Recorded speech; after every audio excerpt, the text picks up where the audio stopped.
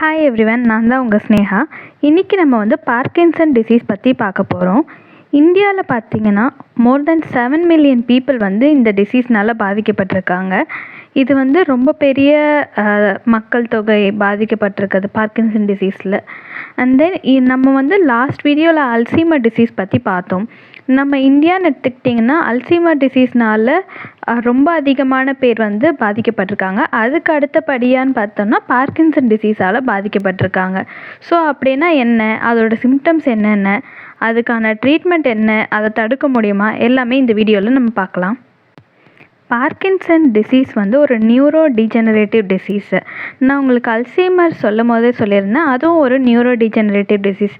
அப்படின்னா என்னென்னா, நம்ம பிரெயினில் இருக்க செல்கள் இறந்து போகிறது தான் இந்த டிசீஸு. மெயினாக பார்க்கின்சனில் என்னென்னா டோப்பமைன்னு ஒரு ஹார்மோன் இருக்குது. அந்த டோப்பமைன் கம்மியாக இருக்கும். அது கம்மியாகிறதுனால தான் எல்லா பிரச்சனைகளும் வருது. ஸோ நம்ம அந்த டோப்பமைன் எங்கே கம்மியாகுது பார்க்கின்சன்லன்னு பார்த்தீங்கன்னா, சப்ஸ்டன்ஷியா நைக்ரான்னு பிரெயினில் ஒரு இடம் இருக்குது, அங்கே கம்மியாகுது. அதனால தான் நம்மளுக்கு இவ்வளோ பிரச்சனையும் வருது. இதுக்கான ரிஸ்க் ஃபேக்டர்னு பார்த்திங்கன்னா ஏஜ் ஒரு ரிஸ்க் ஃபேக்டராக இருக்குது. அதுக்கப்புறம் இது எதனால் வருது அப்படின்றது கரெக்டான ரீசன் இது வரைக்கும் தெரியல. பட் ஆனால் இது நம்மளோட சுற்றுச்சூழல்னாலேயோ இருக்கலாம், இல்லை ஜெனட்டிக்காக இருக்கலாம். எதனாலன்றது கரெக்டாக தெரியல. இதுக்கான அறிகுறிகள் சிம்டம்ஸ் என்னென்னா ரெஸ்டிங் டெமர்ஸ்ன்னு சொல்லுவாங்க. ரெஸ்டிங் டெமர்னால் பேஷண்ட் சும்மா இருப்பாங்க, அப்போவே அவங்க கையெல்லாம் ஆடிக்கிட்டு இருக்கும்.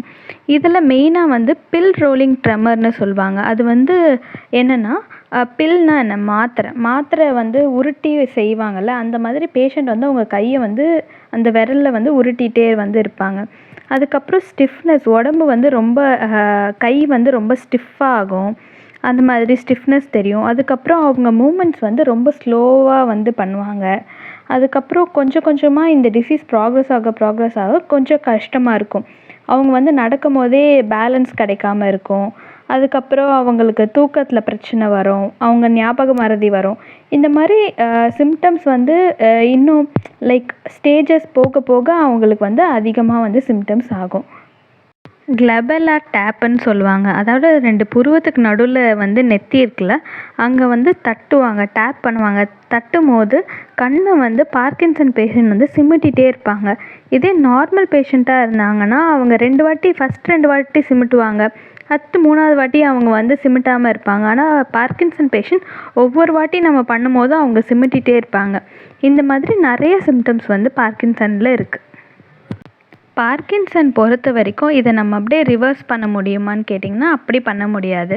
பார்க்கின்சனில் மெயினாக டோப்பமைன் லெவல்ஸ் கம்மியாகுதுன்னு சொன்னல. ஸோ அதுக்கான மாத்திரைகள் கொடுப்பாங்க, அதுக்கான ட்ரீட்மெண்ட்ஸ் பண்ணுவாங்க. இதன் மூலயமா அதோட ப்ராக்ரெஷனை நம்ம தடுக்க முடியும். அது மேற்கொண்டு இன்னும் சிவியராக ஆகிறத நம்மளால் தடுக்க முடியும். Thank you. Subscribe for more videos.